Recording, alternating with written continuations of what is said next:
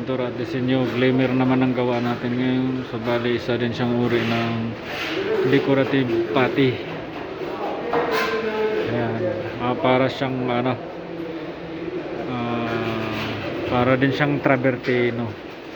Pero siya may kasama na siyang mga glitters, mga chips ng ano, para siya mga chips ng gold plate, para siyang gold leaf at saka silver, may kasama na siya.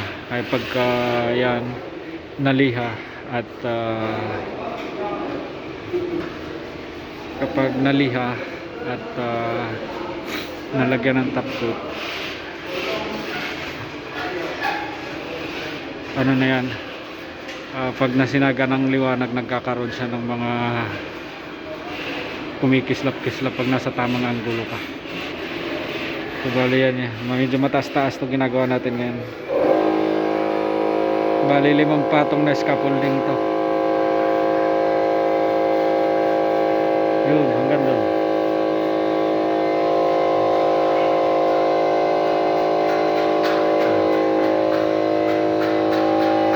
Kagaya niyan.